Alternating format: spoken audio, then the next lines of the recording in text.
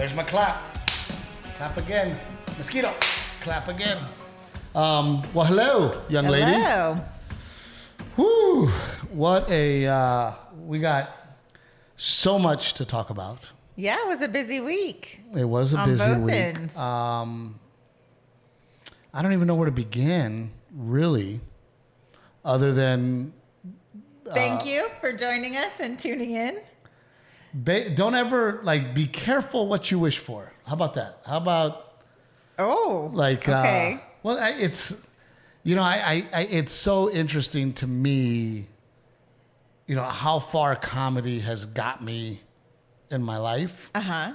And how much I love being on stage, and I love, making people laugh. Right. I love it. I mean, being a comedian was and always has been my dream, and my dream has come true. Yeah. I am at the point where, okay, no matter what, I am a comedian. I am a stand-up comedian. I've gotten to that point where I am a stand-up comedian. Yes, you are.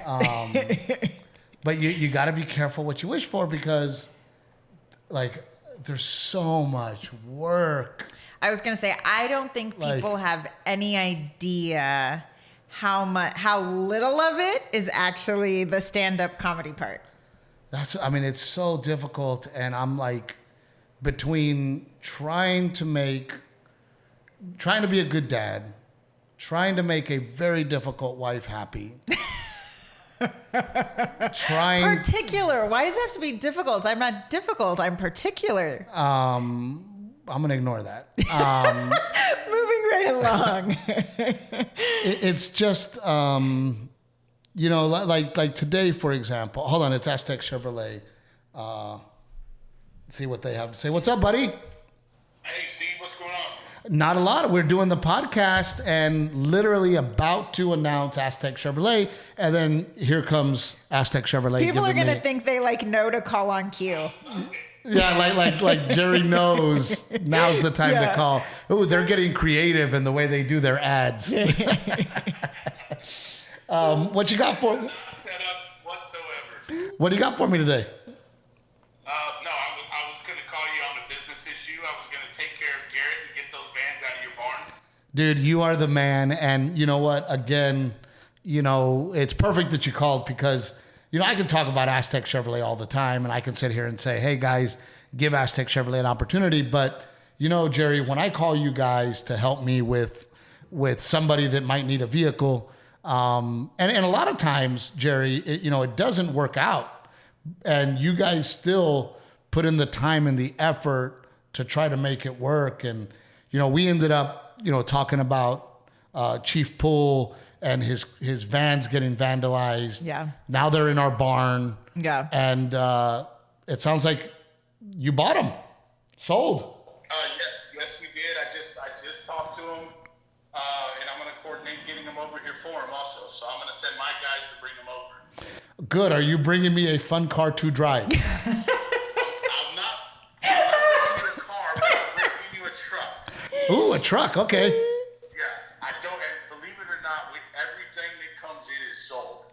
When we get a new vehicle, it comes off the trailer, goes into service, and it goes right to the owner. Wow. I'm bringing you a pre-owned truck, but it is a nice truck. Ah, my man. And I'll get you out of that soccer man.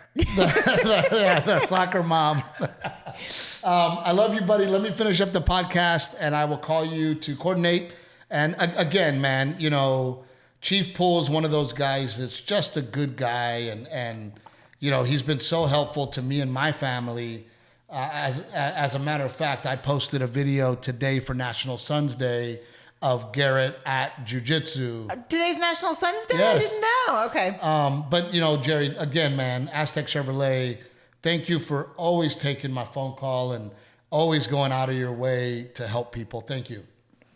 We feel the same, man. We would do anything for family. Love you, buddy. Later. Telling you, these guys, they really go out of their way. Yeah, that call was really not staged, by the way. Well, I hope people by now have realized that our podcast is a shit show. There's nothing planned and nothing staged. Renae and I fought like cats and dogs before this podcast, and we still are. What are you talking about? Yeah, we're not done fighting. We're not done fighting.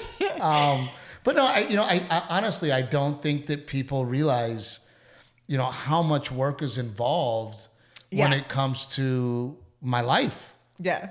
And I like to be outside. I like to be working on projects. Those are the things that I enjoy. Yeah. And there's weeks where I don't even get to do that. I remember I read something where it talked about, it was like, why did Cameron Diaz quit Hollywood?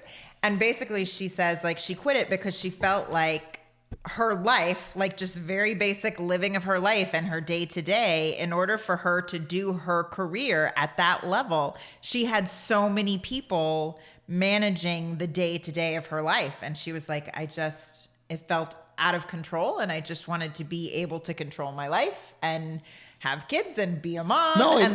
You start to understand how that happens, because to perform at that level, it does take a team. It takes a lot of people. And a lot of the stuff can't be done without me. Yeah. Right? Like, so there's weeks that I get off the road and man, all I can think about is, man, I'll work in the yard. I'll work on my projects at home. I'll be with my son, my daughter, my wife, and right. There's time. I mean, like today, for example, is absolutely insane. From and you too. I mean, the things that you're having to deal with Texas Workforce Commission, with unemployment stuff that we were dealing with taxes on our rental property, with just the basic stuff that you got to get done. Yeah. On top of trying to keep the home moving forward, right? Keeping busy with our activities with oh my Garrett, God, someone asked me, well, and Gigi, you have 3. I just have 2, so I'm sure you can relate. But someone asked me what my hobbies were a couple of weeks ago, and I had like this complete, total brain fart. And I was like, I don't know, whatever Garrett's hobbies are, because we've got soccer games and baseball games and ninja class, and wearing my husband out is not a hobby. My hobby. Shut your mouth. Wearing Steve out is not a hobby of yours. No, today, for example, by the time I woke up, you were up.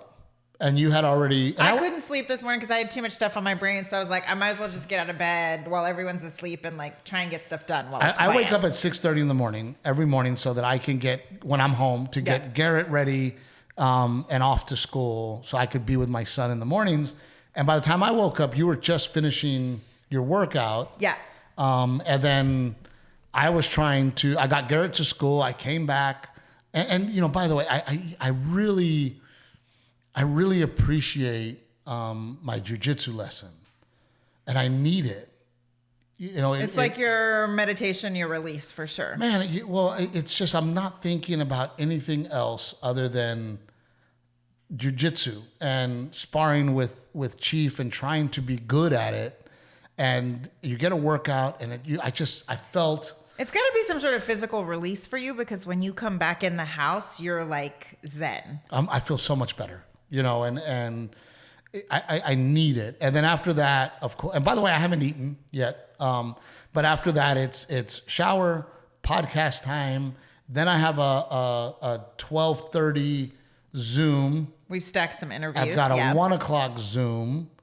Then I've got we were trying to reschedule our 5:00. Yeah. Because I do have to coach Little League. Yeah. So it's just... there's times where I don't enjoy doing. I have a radio interview at 7:20. Yeah, because different time zones. That's the other thing, is that like, because you work across different time zones, there's always like something going on. But I think that's self-employed people, period, right? You don't clock in at 9 to 5. You're working whenever the work happens. Oh, I work 7 days a week, right? I mean, I'm constantly working. And if I'm not doing interviews or podcasts or Zooms, it's off to the airport, right? Flying half the day, to do but shows. The weekends are really the fun stuff. I mean, other than the traveling, yes, you travel on Thursday and you travel on Sundays, but like the weekends is your fun stuff. It's getting harder because, you know, I'm missing Garrett's baseball game. I'm missing his soccer game. But for me, my favorite part right now is the meet and greet. Yeah. After the show, when I get to meet people and I feel the effect, I feel that I made these people happy. I feel a genuine thank you for coming. Thank you for making me laugh. Yeah. You know, we're big fans of you and Renae. When I feel it, that is the really valuable part for me. Yeah. You know, that makes me go, man, you know, I'm glad I came. And I'm glad I did this show. And, you know, and there's some people that come up to me and they go, can I just hug you? And we hug. Yeah. You know, and I feel a genuine appreciation for what we do. Yeah. Right. And it makes me happy and it makes me feel like, okay, it's all worth it. It's gratifying. It's gratifying, you know, because I don't get hugs and kisses and gratification at home. When I'm off stage, I feel it. But it you Let know, them kiss you, baby. They don't kiss me. I would not allow that. But it makes it feel very worth it. Yeah. You know, and today and last week, I hope I'm not coming off as complaining, because I love my life and I have a very blessed life and I'm a very lucky man. But there's definitely a cross to bear as well. Yeah. And it's not easy, and it is and it's becoming more and more taxing. Well, you know what I noticed, like lately, I have noticed when you've been gone the last couple of weeks that you've been sad about us not being there. And then I think we come on the road with you and you realize how exhausting it is to be on the road with your family. But I'd rather be, no, not for me. Not for me. I'd rather be exhausted with my family. Yeah. Yes. There is no, when I'm on the road with you guys and I'm getting worn out, I'm still very happy to be with my family. I was just gonna say, I just think like we're still in that phase where we're like adjusting to Garrett being in school and we're adjusting to traveling with two. And I think maybe you and I actually have not even had this conversation, but like, I think we need to sort of figure out it used to be that like we made sure with Garrett, we were all traveling together as a family once or twice a month. And that felt healthy for us. It was good time for you and Garrett. Let me interject, because I think it's more than that. I think it's the mental fuck that coronavirus put everybody in. Yeah. So I think that definitely has a definite effect on not only our lives, but everybody's lives. For sure. Right? For sure. I mean, the moments that we've had, I mean, Rick and Gigi came over several months ago, but even that wasn't under normal circumstances. Yeah. You know what I mean? Rick and I, our relationship is at this point purely work, and that's partially because of coronavirus. Well, I mean, yes, partially because of coronavirus, but also just like life. I think everyone has busy lives, but we have busy lives because we're trying to get back into the groove of things. Gotcha. Okay. You know what I mean? Everybody's trying to get their handle on, you know, what is back to normal. Right. You know, and then all of a sudden you find yourself getting in this rhythm of back to normal, but you forget to have relationships. Yeah. You know, like the balance. The balance. Yeah, you know? the balance. That's what I was saying is I think that like lately on the weekends you're so bummed out because Garrett does have so much going on that you're missing out on. And we are missing that family time, and you are so busy that even on the weekend sometimes with me juggling the kiddos, I'm busy with that too. So you and I don't have a chance to even connect on the weekend when you're gone. And I think we just need to figure out between the two of us, like now with the two kiddos, what is the balance between how much do we want to travel together because that's exhausting. But again, coronavirus affects that. You know, we all went to Oxnard together to be together. Wasn't normal, right? So then San Jose comes available. We love going to California. Yeah. We love the Bay Area, right? But we decided not to go because, again, well, are things open? What's happening? Right? Is California back to normal? It's not, right? Yeah. So there's still things that are affecting our rhythm of the day-to-day life of everything. Yeah. Right? And it's just, and I'm sure Rick and Gigi are dealing with it too, where, you know, they've got their 3 boys getting back into the groove. They're getting back into the groove. They're concerned still. Yeah. You know, because it's still very scary. Yeah. We're still, you know, hearing about, oh, did you hear so-and-so passed? You know, oh my God, so-and-so's in ICU. So, you know, so to me, this 18 months or whatever it's been of coronavirus, it's chipping away. Yeah. You know, it's chipping away at us emotionally. Yeah. You know, it's been hard. But things are starting to get back to normal. Yes, things are starting to get back to normal. They are, and again, we are finally getting into somewhat of a rhythm. Yeah. You know, we are starting to get that kind of like, oh, okay, I go to work on Thursday, I come home on Sunday, right? Yeah. So we're starting. I think it's interesting too, because you and I are not creatures of like schedule. You know, you don't work a 9 to 5, and now with Garrett being in school, we kind of need some sort of that. Like I think Tuesday nights need to be crock pot meal night, right? Because Tuesdays are crazy. Just like little things like that. Well, I mean, you know, Renae is insistent right now on these meal preps. You know, and it's like, hey, Renae, sometimes... No, I'm not insistent on you the don't meal. have to cook. And then what drives me crazy is she'll cook, but then I'm stressed, and I gotta cook, and I gotta clean, and I'm stressed, and I'm like, fucking order pizza. We have to eat. We can't eat pizza every night. Well, it doesn't have to be pizza. Like, screw it. Let's make a freaking sandwich. And yeah, chips. But then that means I had to remember to buy the bread, which I haven't remembered to do in like 2 weeks. Let's eat a ramen noodles. Let's eat a, you know, who cares? But Renae, I gotta cook. And if I don't cook, and then, oh my God, I gotta put Delilah down and I gotta clean everything. And I'm like, oh my God, like, how about no? How about don't cook? I'm never gonna get abs and get to go to Croatia if we eat ramen noodles and pizza every other night. Well, you don't have abs now. So, I mean, all I'm saying is that sometimes, screw your plan. You don't have to follow through with your plan. Fuck it.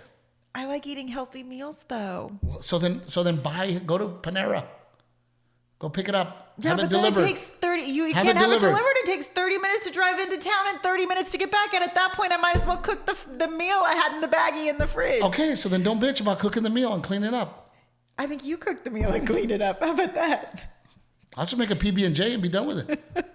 I'm done. I'm good. But look, I you know, it has been. We're getting there. We're starting to get back into the groove. Yeah. Of things. I really enjoyed being in San Jose. Yeah. You know, it was nice to be on that stage. I hadn't been there since 2017. It's the one that's like in an old theater downtown, right? Mm-hmm. Yeah. It's a big club, and we did very well. A lot of great people came out. You know, Did they have people spread apart since it was such a big venue? No. Everybody was regular seating. Was regular seating, and Flippy and I went to go see whatchamacallit. Oh, I didn't realize Flip was on this weekend with Flip you. was on the show with me, and Saturday our activity was to go watch a movie. Oh yeah, what did you? I called you and you were like, "I'm in a movie. Is it important?" It was like, no, it's okay. I'll call you later. The Marvel movie, the one about the. Do you know which one it's called? I don't even know. There's a Marvel movie out. Yeah, Rick would know. It's an Asian guy, he's like the 10 Rings or what. It was okay. Oh, Awkwafina's in it. Yeah, she's great. Awkwafina's in? She's great. It was good. Yeah. It was good. And then I had to buy some new sunglasses, and I had been wearing the Costas. Those have been like the ones that I've really, really enjoyed. And I hear so many good things about Maui Jim. Yeah. And I was like, oh, well, so I don't know if I talked about this. What happened to my Costas? I don't know. I learned a very valuable lesson, and I got very, very lucky. What happened? When I was weed eating, because I weed eat a lot. When I was weed eating, I had taken a rock to the face, and I was like, oh man, I should be wearing glasses. Like I need to be wearing glasses. So I went and got my Costas and I put them on. 2 minutes later, another rock, boom, right in the eye. No and way. Shattered my Costa glasses. Remember I told you? No, I don't know this. Yeah, and I ended up, probably shouldn't have thrown them away because I guess They'll replace your lens or something. They replaced the lens or whatever. Yeah. But I was like, man, I felt it hit. I was like, God, I can't see. And I took it off, and it was like spider web. I mean, it like broke the glass, right? So I needed new sunglasses. So I bought some of these Maui Jims. But Speaking of mowing the lawn, I think I want to learn to do the riding lawnmower. Why? Because the lawnmower vibrates? No. Dirty birdie. Because I feel like I'm just going to like put on my headphones and listen to a podcast or something, or listen to a book on tape. And that's like an hour I have to myself. Or how long does it really take you to do the lawn? Like how many hours do you really get on the lawnmower? Well, I'm really starting to develop a system. Oh, I noticed. There's like a path. Yep. There's I have marks. a system, and Yes. it probably takes me just to mow about an hour and a half. See, but I feel like an hour and a half on the tractor alone by myself just to listen to whatever I want every week would be really nice. I enjoy it. It's one of my activities. Don't be taking my shit, dude. So I'm just saying, I would like that alone quiet time. Maybe we swap every other weekend. Maybe you I put the headphones on and you clean the house, and that could be your activity for an hour and a half. No, because even then I hear, Mom, can I have this? Mom, what about that? Renae, where's this? I want an hour on the lawnmower out in the beautiful sunshine without anyone bothering me. All right. Well, you start cutting the yard then. Every other week, we'll swap. Whatever you want. Baby, whatever you want, love. Whatever makes you happy. Okay. I live my life to make you happy. That's what I do. You got to show me how to do it. You got it, baby. I live my life so that you can be happy. So whatever makes Captain Evil happy, I want to do. Okay. And I mean that. He said that on here. I'm gonna remember to bust it out and use it. Said it. Do I not live my life that way? Do I not live my life to make you happy? You do. Why'd you hesitate? Because this could open up Pandora's box. I do. I work very hard to make you happy, and I try very hard. I know you do. I try very hard. And then last year, we did something really cool because of coronavirus, and our friend Sonia Torres. Yes. Her husband is an amazing man and a very hardworking guy. He is a Is it a chief sergeant or master sergeant? I don't know. I don't want to be disrespectful, but he is a very high-ranking Marine. Yes.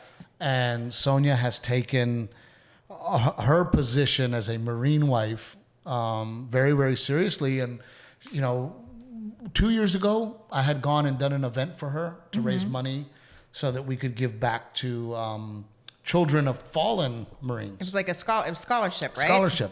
And because of coronavirus, we weren't able to do that. And Sonia came up with this really, really cool idea where me and you could compete to see whoever raised the most pies would get to give the other one a pie in the face. Yes. And coincidentally enough, it was actually very, very close. Yeah, she said it was like down to the last minute who won. And we wanted to play it legit. And it was hard because you were also pregnant at the time. And you were like, I can't pie my pregnant wife in the face. I'm like, I mean, I would because we're playing it real, but it was tough. And then it turned out that you were able to pie me in the face. But more importantly, we were able to deliver 200 plus pies for Thanksgiving to Camp Pendleton for our Marines. Yeah. And it turned out to be a really fun, creative thing, So we're going to do it again this year. Yeah. And we will start in the next couple of weeks. But I wanted to change it up.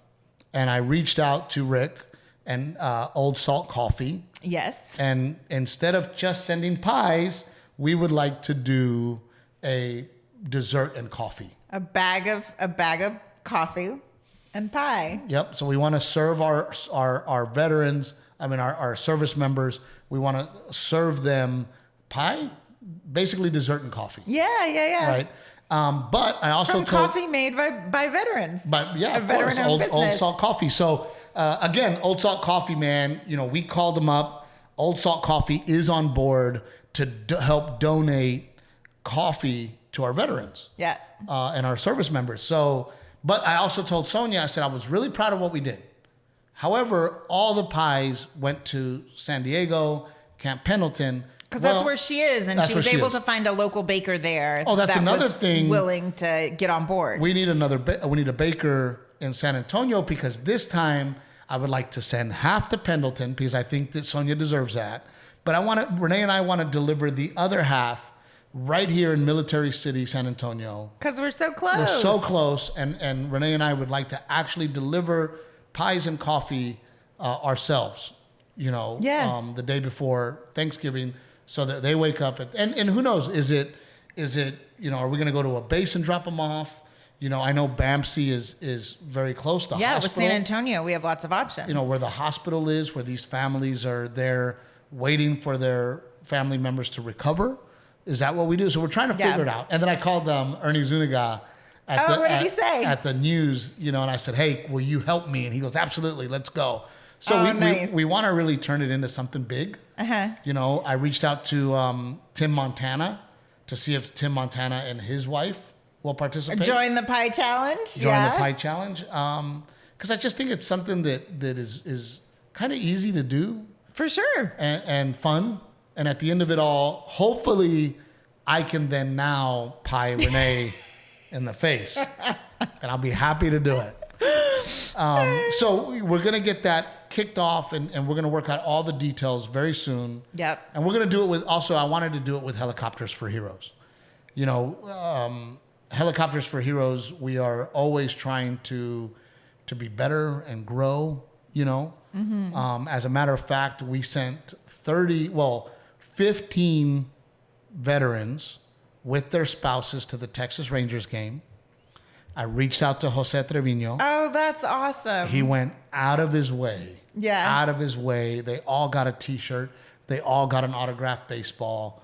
We paid for everything. Yeah. And it just so happened that they were playing the White Sox, and I have a relationship with the White Sox. Yeah, because they came to your show. They came to my show in Chicago. I hit them up, and they ended up hooking up our veterans and their wives as well. So Helicopters for Heroes, anytime we have an opportunity to do something for our veterans, we really, really try to do that. So we're going to get them involved with this, and we hope that you guys, again, participate and have a little fun with us. And we got to figure out what that donation is going to be to buy a pie and coffee. Right. Sonia was telling me that she was able to find a bakery that said that they would make $1 for every profit, $1 on every pie. So they really cut down their expenses so that we could maximize. Right? Yeah. She found the bakery. And then I think she said this year too, that people can come in and say, I actually want to buy that pie for the veteran, so that at cost, that bakery. Yeah. Right. So that cost is covered. And then the organization will match. Yes. So we're very excited about that. So big thank you to Old Salt Coffee for getting on board with us, helping out, veteran owned, veteran operated. Get the coffee. You're going to get coffee anyway. Get it delivered to the casa, the hacienda, the house, the Haas. Get it delivered. Trevino 10 is your discount code. Put it in there. Please help them so that they can continue to help us. Yes. Yes. Today is...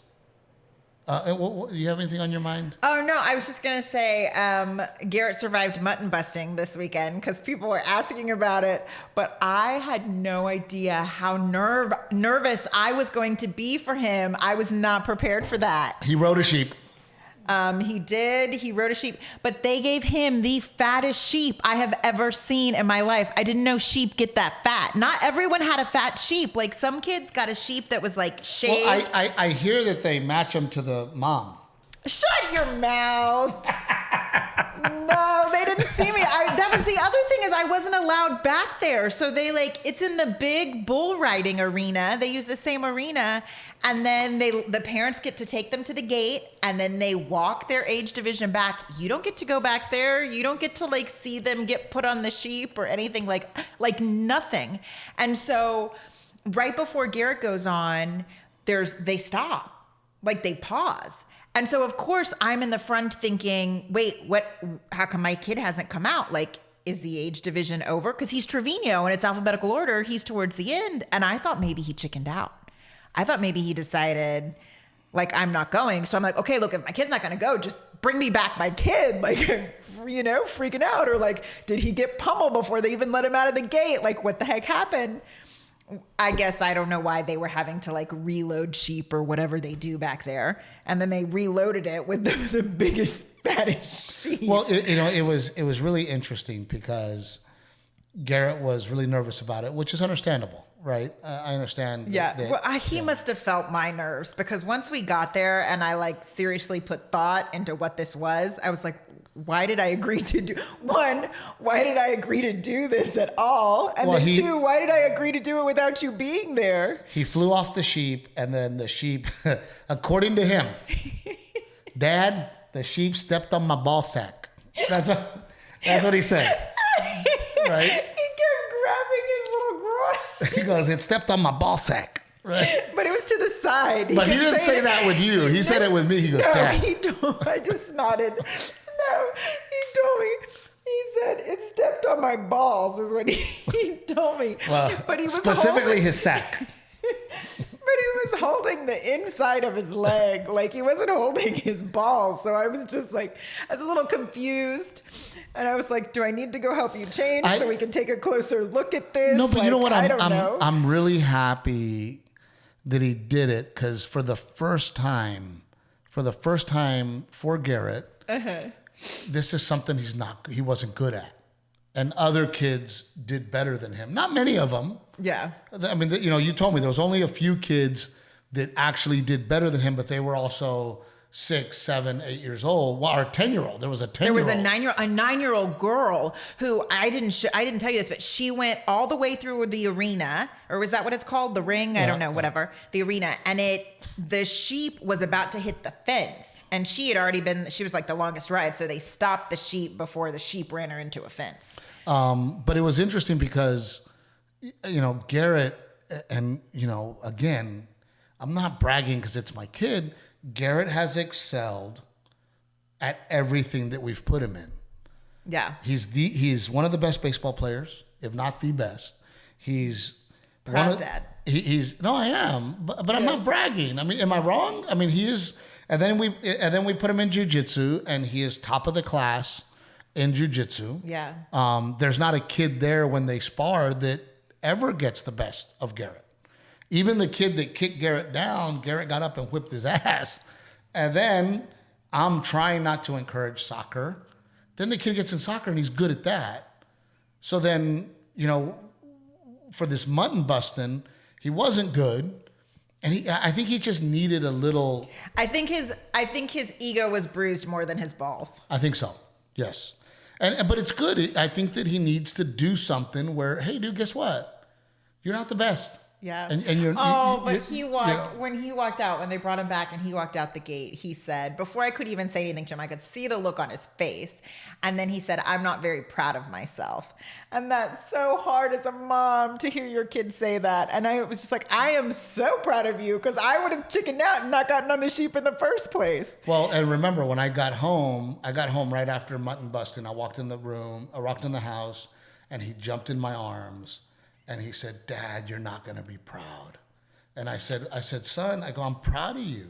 Yeah. You had the courage to do it. You went out there, you did it. Yeah. And he was really down on himself. But, he needs to experience things that he's not good at. He needs to experience not being the best. He needs to experience things where, hey, dude, guess what? For sure. But then you know? feel like, okay, so it's one of those things though, because, you know, we should encourage him. Like when you try something new and you're not that great, you get back up and you try again. But I don't want him to do mutton busting again. I'm like, get done with it, please. No, I don't think that in this case, I don't think that he needs to overcome his fear, because he did overcome his fear. He got on the sheep. He did it. Yeah. Right. If he's not good at it or doesn't want to do it anymore, to me, it's not that he's quitting. It's, hey, guess what? We learned you're not good at something. Well, that's what I told him. I said, we tried it. We decided we don't like it. we. No, I told him, I said, if you really want to do it again, mommy will take you, but mommy doesn't want to do it again. But I'm proud of him, and I told him that. I said, I'm very proud of you, son, that you had the courage to get up there and do it and write it. And he goes, yeah, but I wasn't. Again, his big concern was I wasn't good. Yeah. And I think in his head, he thought he was going to be a rodeo cowboy, the star again. He thought he was going to win a belt buckle. Right. Yeah. He already thought, oh man, I'm good at soccer. I'm good at baseball. I'm an athlete. You know. They gave him a participation trophy. He was like, this isn't a belt buckle. What is this? He didn't give a shit. He's like, I don't need the freaking ribbon. But again, I'm glad it was a good experience for him. And I was really proud of his bravery and his willingness to follow through. You've signed up. You might be scared at the moment. You didn't back out. You didn't quit. In that moment, if he was like, I'm not doing it, I'd be like, no. I don't know. You've signed up. You're gonna do it. You're gonna get past your fear, and we're gonna do it. And he did that, and I'm proud that he did that. And, But you say that, and now I'm like, I don't know what I would have done if he had said, "Mom, I don't want to do it." You got it. Well, once you sign up for something, in that moment, I don't know. That would have been hard to say, nope, you signed up. You're getting on the sheep. But he did good, and I'm proud of him, and I'm really happy that he did it. We have some great pictures and video. They're faster than I thought too. I mean, you know what? There are a couple kids who got lucky and they got these really slow, sluggish sheep that didn't know what was going on. Well, then Garrett was mad too. He's like, fast. Dad, that sheep was so fat I couldn't even put my arms around it. Yeah, no, they had a couple that were shaved from the neck down, and then they just had these big furry balls of hair around their neck for you to grab. But I'm proud of him. He did good. And then going back to some of the comments this week, somebody said that they're the ones that made the comment about you being huge. And now I'm wearing a big old huge poofy dress. And they wanted to specifically say that they wanted you to know that you are Sasquatch and that you look like Shrek. They wanted me to say that. I look like Shrek. That's my Halloween costume. Oh my I'm out of water. Everything's going by so fast. I mean, Delilah's almost a year. Isn't that crazy? Yeah. Delilah's almost a year. Garrett's going to have his birthday October 9th. He's going to be 6.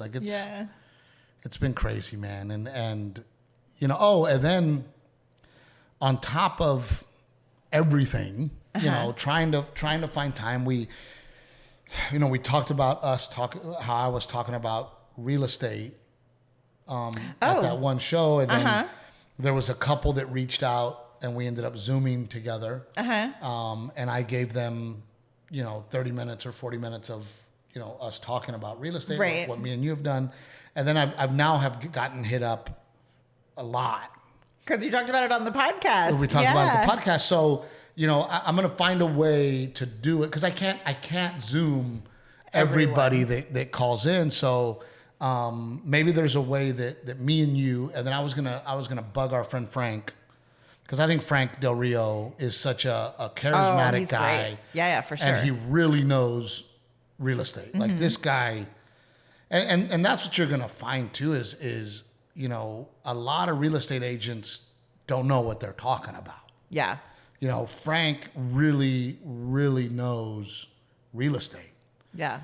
So maybe we get Frank in on it so that that's a great idea. We're not speaking out of turn, and Frank can really help us with the technical side of things. And maybe me and you put out a really fun story and have fun with it, but also put out something that is informative to people. If they want to go find it, they can find it. Yeah. Right? If they want to check it out, they can check it out. I like that idea. I feel like between that and Frank and then Dan, our friend that does mortgages, like. Oh yeah, we can get Dan on the mortgage side. Yeah. Dan's great, man, and I bought that guy more Yetis because he's always willing to help and always anytime we have a question, he's able to answer that question and help us out. So yeah, maybe we get Dan involved and bring. Now I'm thinking about it. How you do that? Yeah. So Rick, we're just gonna put you to work, buddy, and now you're in the real estate motivational speaking business. To the list. Yeah, add it to the list of shit that Trevinos are doing, right? And then I saw. Yeah, dude,